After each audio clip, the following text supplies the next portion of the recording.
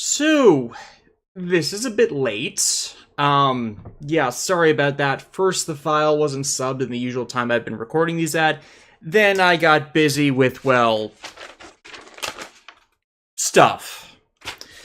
And so I didn't have a good opportunity to either watch or, comment on the episode. Now I have. And, this is a weak Garo filler episode. Now, as I've said on the nature of Garo filler episodes before, they're usually the strong point in the series. Not that I can say that all the story arcs are bad, it's just the one and dones are usually a bit better developed, whereas the story arcs,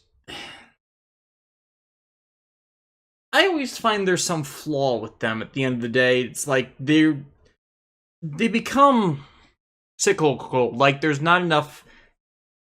too little to support the length the multi-part arcs are drawn out towards. So, of course, there's more fun to be had with the filler episodes, is they're allowed to be a lot more creative and diverse. And here, it's just, got a mixed martial artist gets possessed by horror, Jinga has to stop them, with some pontificating about the nature of the, horror and human divide mixed in.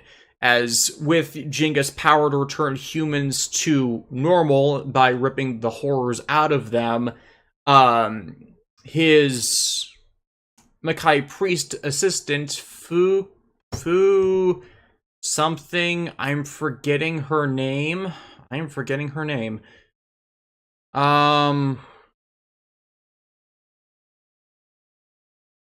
pulling up the wiki page.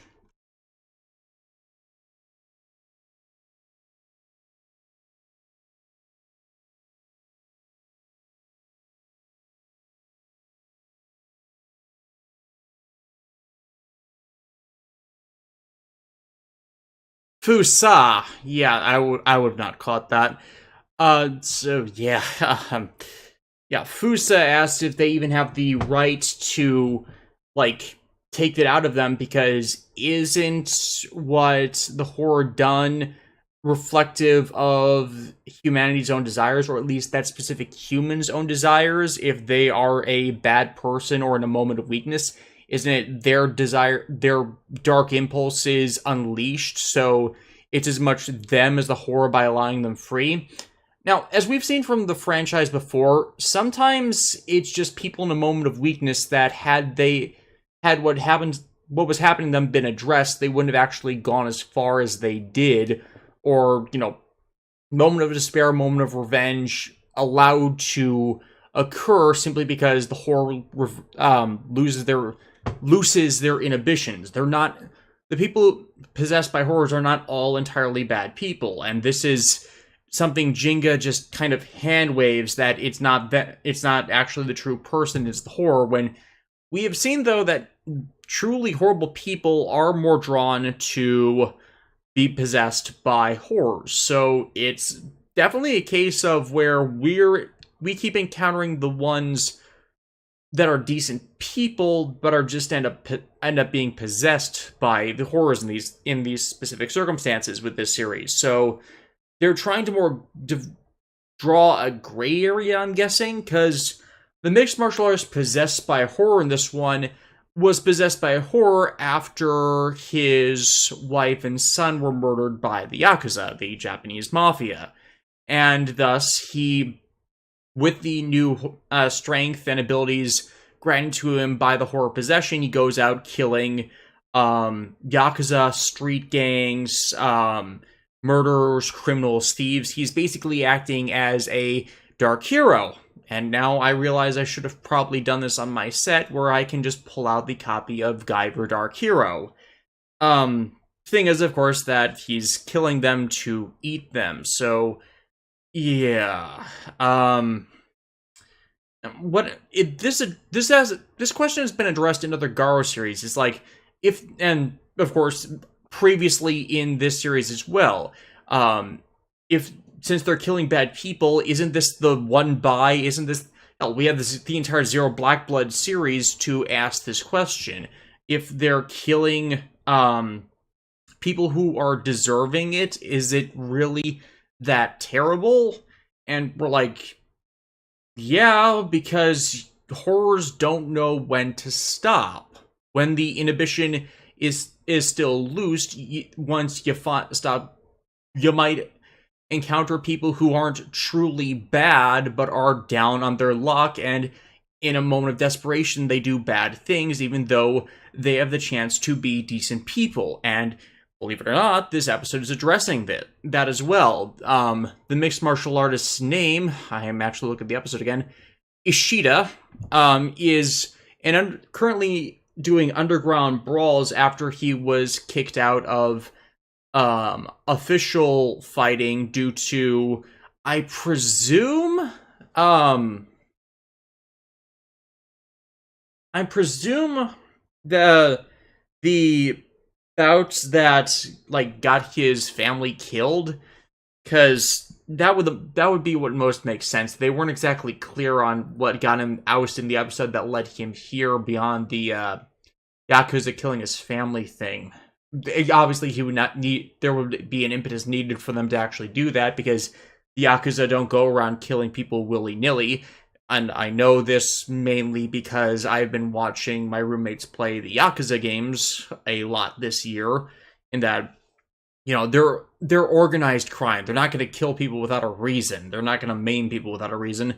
Hell, I think possibly killing Ishida's family might have been a bit on the extreme side. So yeah, even by the Yakuza standards, getting rid of the impulsive guys who might have lost them a resource would have been a bad thing overall. It's like, there are a lot of ways to spin it.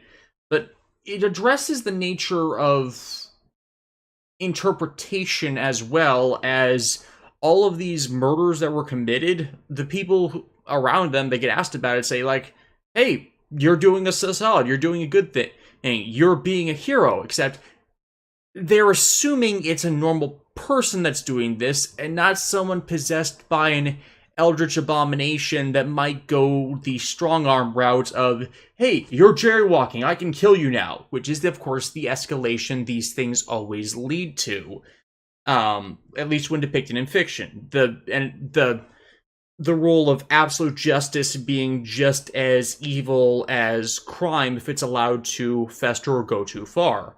So, of course, Makai Knight comes in and takes care of the horror that is eating while ingested, while enabling that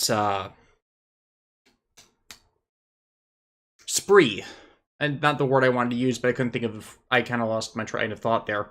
So yeah, it's still the same old Garo-ness, where that if no person doing this, not their jurisdiction, but if you're doing it while possessed by a horror, yeah, we gotta stop you before things go crazy. Now, I think people were disappointed because Jinga only armors up for about 5 seconds, so this is probably the shortest armoring up in this franchise to this point. As most of it's just Jinga's intervention is sidelined by the martial arts brawl against Fox, and Fox is definitely what wrestling would terminalize it as a heel.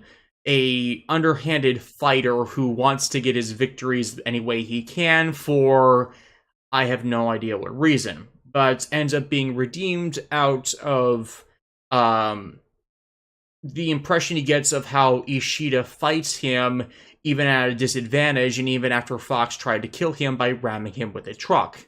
So at the end of the episode, after Ishida's cleared of the horror, Fox actually starts a path to redemption by being so impressed by Ishida beating him down, even with all the tricks he pulled, that he wants to legitimately learn from him and earn how to be a legit, straight-laced fighter. So one could say that, in the same way that Jinga beat the horror out of him, the bout with Ishida, even with the horror influence upon him, beats the malevolence out of Fox. Like, he was someone that just needed to be beaten at his lowest to actually start climbing back up the ladders to become a paragon, saying that, in a way, it's saying that redemption is possible for anyone. So